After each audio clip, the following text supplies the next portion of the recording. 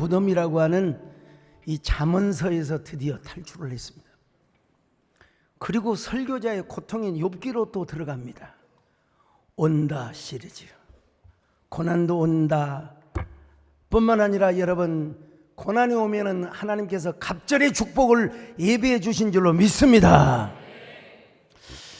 오늘 저녁에 오실 한선희 권사님이 쓰신 주님 정말 한 영혼이 천하보다 귀한가요? 라는 책이 있습니다.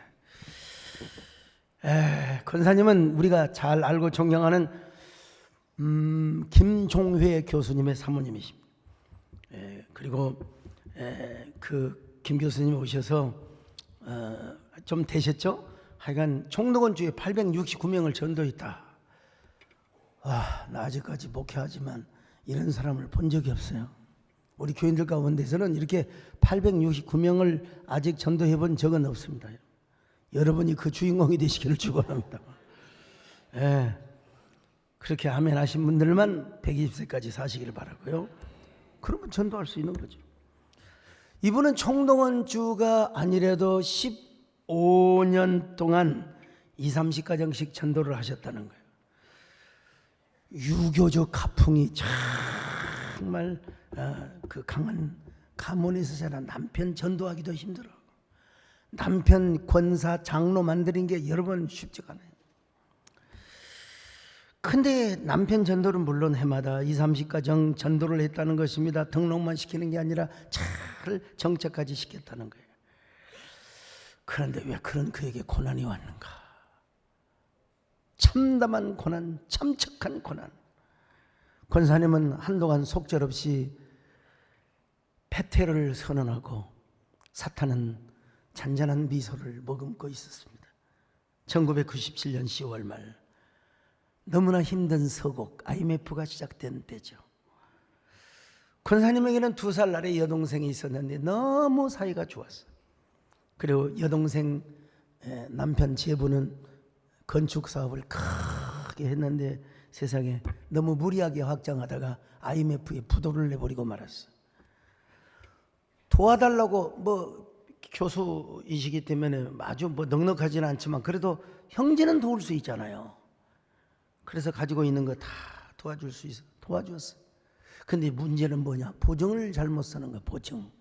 우리 김재일 장로님도 동생 보증 잘못 썼다가 정말 아주 된소리를 맞으셨는데요. 건축에 대해서 돈도 모르고 보증도 모르고 아무 법적 절차도 몰랐던 권사님, 더더구나 국문과 교수님이 뭘 아시겠습니까? 그냥 마음이 좋으니까 동생네 보증을 썼던 거예요. 부도가 나서 동생이 지은 그 좋은 빌라를 여러분 이제 팔아 넘기게 되어야 했는데 동생네는 그래도 가장 부채를 많이 진 언니가 이걸 좀 인수했으면 좋겠다. 교수님이 반대하는 거예요. 무슨 학자가 돼가지고 건물을 사냐고 말이야. 주변 사람들이 울며 겨자 먹기로 그거 맡아놓은 것이 차라리 장닭이라고 꽁 대신 닭이라도 잡아먹으라고. 그래서 울며 겨자 먹기로 그 건물을 인수했습니다. 근데 이놈의 IMF 한파는 부동산 가격을 절반으로 다운시켜버리고 말았어요. 거기에 걸린 사채업자들의 근저당과 가압류로 인하여 정신적, 물질적 스트레스가 얼마나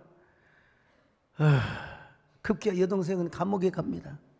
여동생 남편은 어디론가 잠적을 해버리고 말았어요. 사채업자들은 집으로 와서 온갖 공갈과 협박, 한밤중에도 전화로 임해 차마 담을 수 없는 그런 언어폭력을 행사하는 거예요. 그런 과정에서 우리 김 교수님은 숨쉬는 것조차 힘들었대요. 숨쉬기가 힘들다고. 얼마나 힘들었으면 숨쉬기가 힘들어. 권사님은 아무 죄도 없는 장로님과 함께 몇 달 동안 금식과 철야로 하나님께 응답받기를 간구했습니다. 근데 하나님은 당장 그 기도를 응답해 주지 않아요. 당시로서는 급한 일에 급하게 응답해 주시지 않는 하나님이 어쩔 때는 야속하게 느껴질 때도 있었단 말입니다. IMF만 아니었다면 우리 형제가, 우리 자매가 잘 살 수 있었을 텐데, 남매가. 아유 세상에. 채권자들은 피도 눈물도 없었어. 시시때때로 교수님 교수실에 찾아오고, 그리고 막 집에 찾아와가지고 막무가내로 돈 내놓으라고 오죽하면 여러분 심장이 벌렁벌렁 부정맥이 오고 숨쉬기가 힘들겠습니다. 더 충격적인 일은 동생네가 사라지기 전에 사채업자들이 재건을 못 이겨서 교수님도 모르게 도장을 파가지고 보증서에 도장을 찍고 도망가 버렸어요. 근데 그것까지 다 알아야 됐어요. 그래서 우리 김종혜 교수님은 백방으로 뛰어다니며 이걸 법적으로 해결해 보려고 노력을 하였지만, 법적으로 해결하면 감옥에 가 있는 여동생 처제가 이중적으로 처벌을 당해야 했기 때문에 그 일도 해결하지 못했어요. 채권자들, 사채업자들이 몇 명이냐? 80명이었어요. 80명. 그 중에는 오래된 친구들도 있었고 권사님이 전도한 믿음의 형제들도 있었는데 피도 눈물도 정도 없었어. 얼마나 사악한 냉엄한 재판관이 되어버렸는지. 돈 앞에서는 정도 없었어요. 인간 냄새도 없었어요. 너무도 막강한 돈의 위력. 돈은 생명이었고, 돈은 권력이었고, 돈은 인격으로 느껴질 정도였다고 합니다. 그래도 그런 상황에서 계속 권사님과 우리 교수님은 기도와 전도를 놓치지 않았다는 거예요. 그래도 기도하면서 전도하고, 이거 반 미친 것이죠. 그래도 전도하고. 그때 하나님께서 들려주시는 음성이 있었대요. 감당할 시험밖에는 너희에게 당할 것이 없나니 오직 하나님 미쁘사 너희가 감당지 못할 시험당함을 허락하지 아니하시느니라. 여러분, 우리에게도 하나님께서 시험을 주실 때 감당할 수 있는 시험만 주신 줄로 믿습니다. 그리고 여러분, 우리가 시험을 당할 때 하나님이 이미 갑절 축복을 예비해 놓으신 줄로 믿습니다. 이걸 믿고 들어가야 돼요, 여러분요. 고난 자체만 생각하면 안 돼요. 그래서 우리 권사님 계속 기도를 쉬지 않았습니다. 영혼과 육체가 너무나 쇠잔하여서 일어설 수도 없고 앉아 있을 수도 없고, 그러니까 엎드려 기도하는 거죠.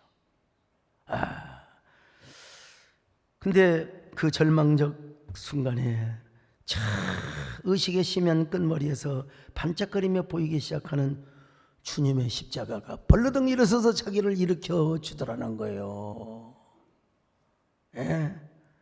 그리고 어느 날 하나님께서 세미한 음성을 주셨습니다.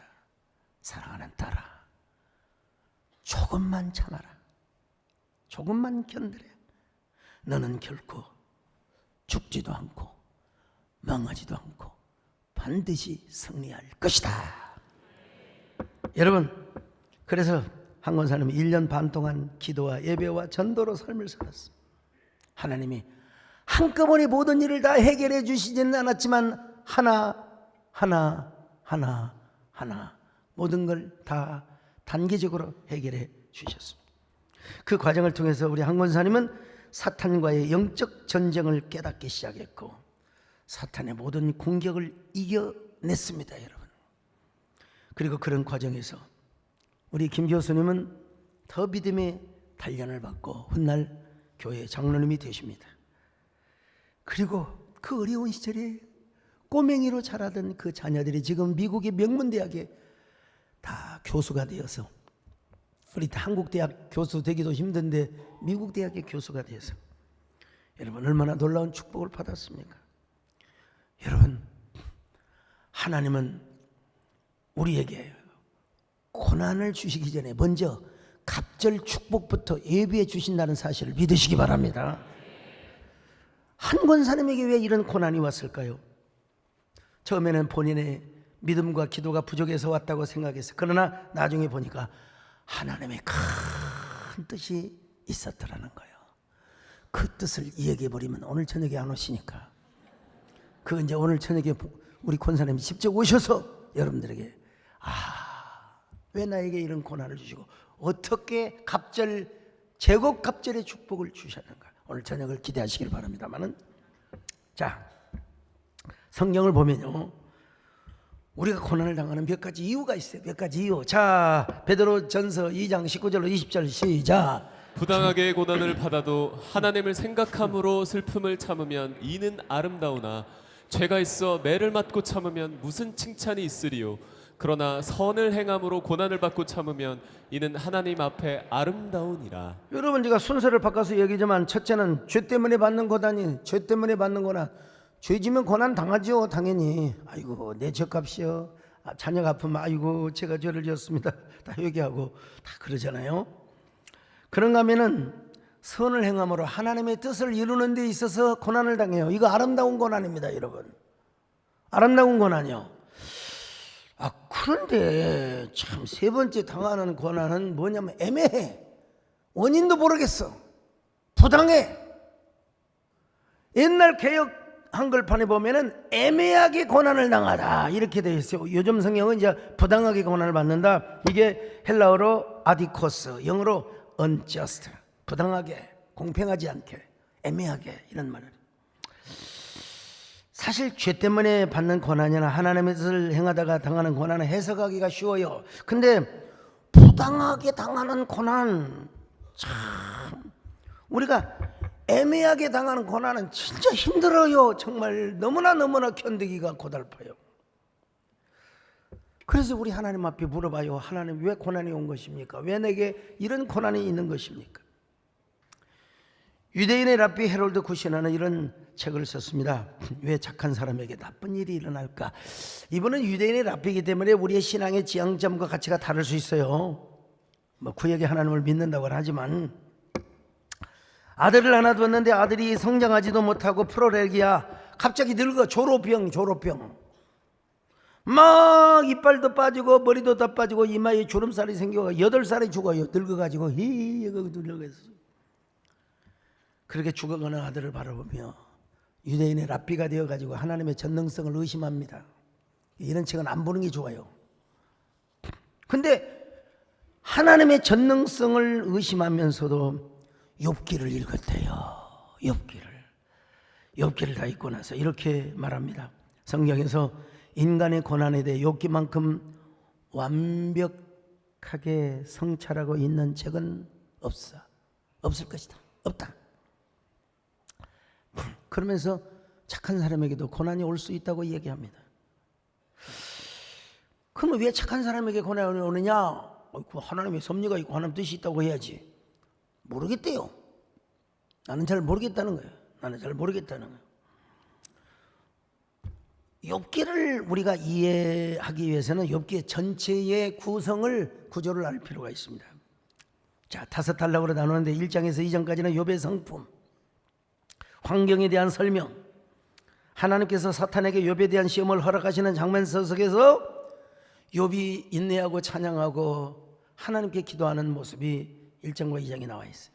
3장에서 31장까지는 욥의 새 친구들이 와가지고 네가 죄를 지었으니까 그런 거지, 회개해야지 하면서 막 좋은 말로 한다고 막 그냥 욥에게 상처를 주는 얘기가 가득 차 있습니다.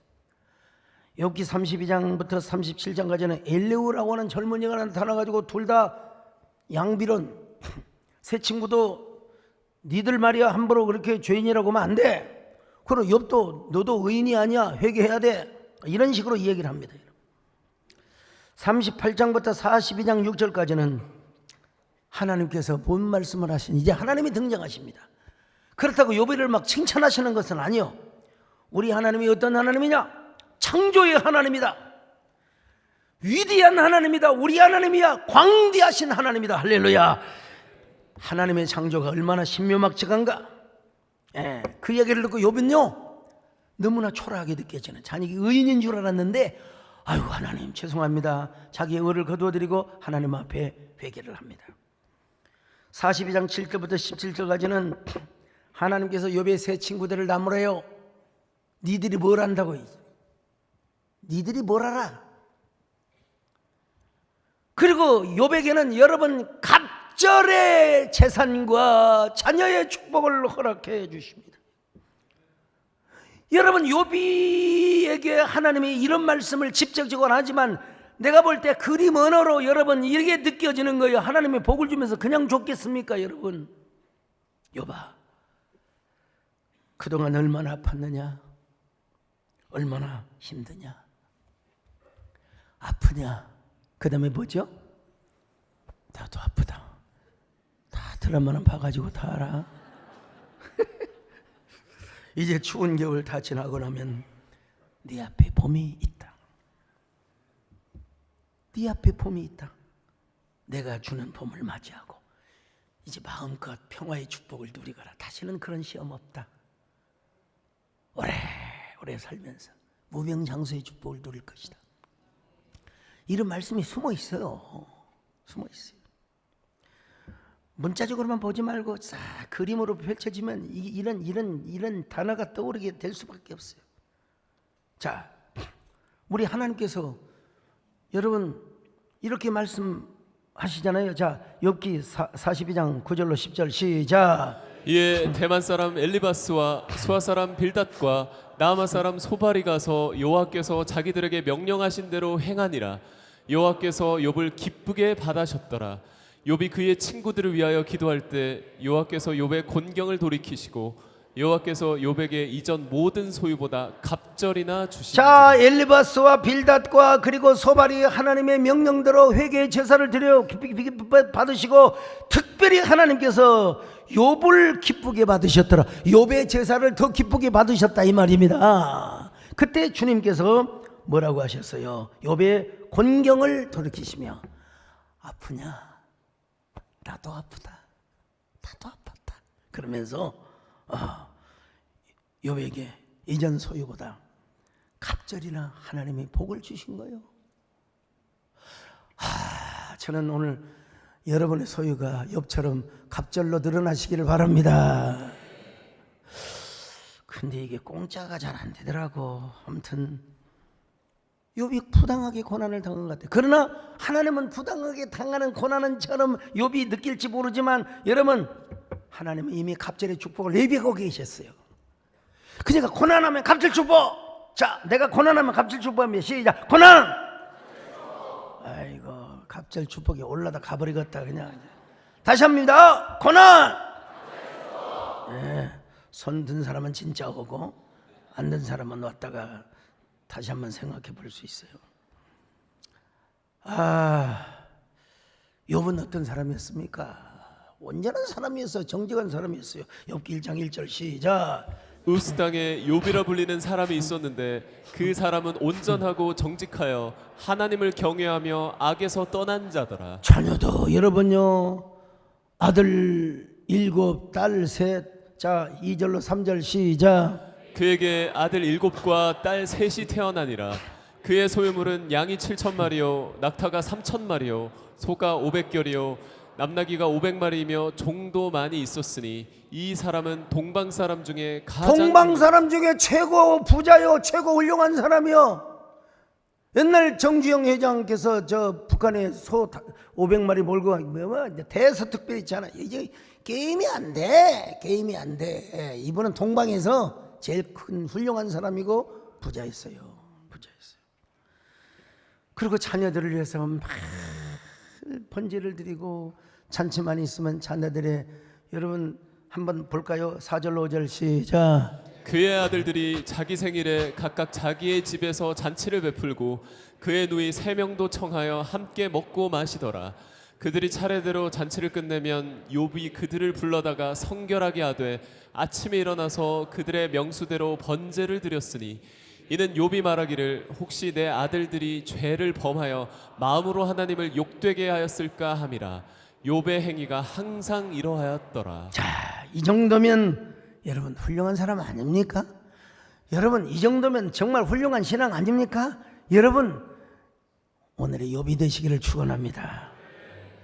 근데 이제 사탄이가 이 모습을 가만히 두면 좋을 텐데 사탄이가 두루두루, 사탄의 이름은 두루두루입니다. 여러분 두루두루, 오늘 예배 가운데 누가 졸고 있는가?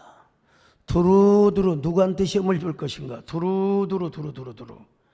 그렇고 이제 하나님 앞에 고자질합니다. 하나님, 어찌 까닭없이 욥이 하나님을 그렇게 경외하겠습니까?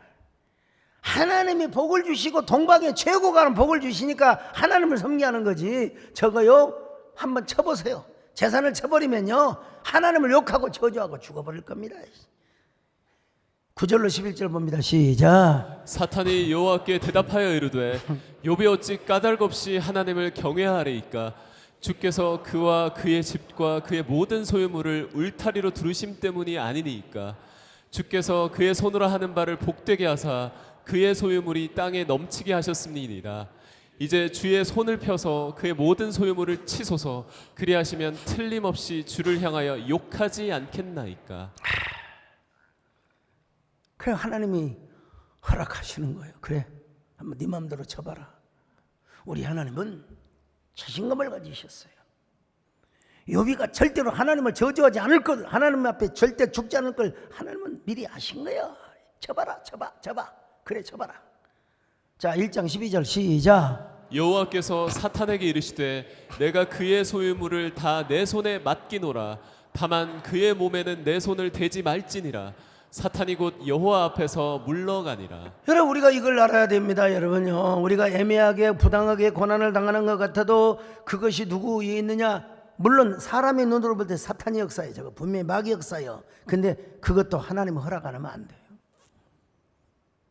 하나님이 허락 없는 시험은 없습니다. 하나님이 허락하지 않는 연단과 고난은 없습니다. 그렇다고 오늘 하나님 허락하셔서 졸고 있습니다, 이건 아닙니다. 모든 것이 하나님이 절대 주권하세요. 졸다가 환상을 보면 모르겠지만 여러분 그래서 사탄은 하나님의 허락을 받고 욥의 모든 소유물을 다 쳐버렸어요. 재산이 다 날아가 버렸어요.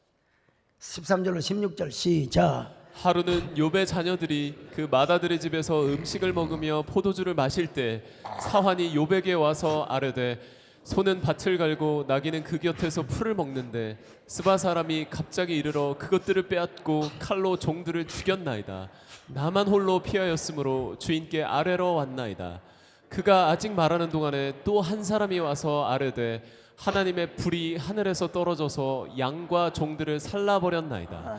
나만 홀로 피하였으므로 주인께 아뢰러 왔나이다. 스바 놈들만 스바 놈이라고 그러죠. 죄송합니다. 스바 백성들이 와서 치는 건 그렇지 왜 하늘에서 불이 떨어져가고 재산을 양털을 뭐 소를 다 태워버려. 왜? 또 거친 들에서 큰 바람이 와가지고 모퉁이를 쳐가지고 집에 있는 모든 자녀들이 다 그냥 죽었어요. 집이 쓰러져가지고.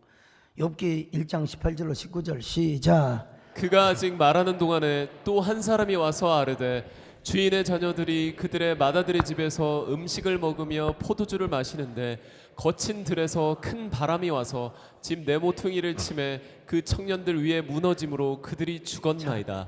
나만 홀로 피하였으므로 주인께 아뢰러 왔나이다. 여러분 이 소식을 들을 때 아마 욥의 심장은 멎는 듯 했을 겁니다. 여러분 자녀가 나보다 먼저 천국 간 경험을 해보셨습니까? 한 명 죽어도 3년, 5년, 10년 슬픔이 가요. 예. 10명이 한꺼번에 다 죽었어요. 10명이.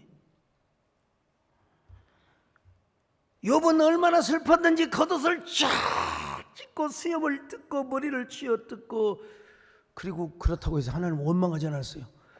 그런 자세로 하나님께 예배를 드렸어요.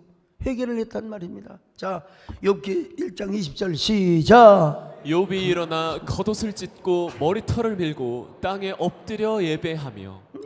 하나님 저 의인 아닙니다.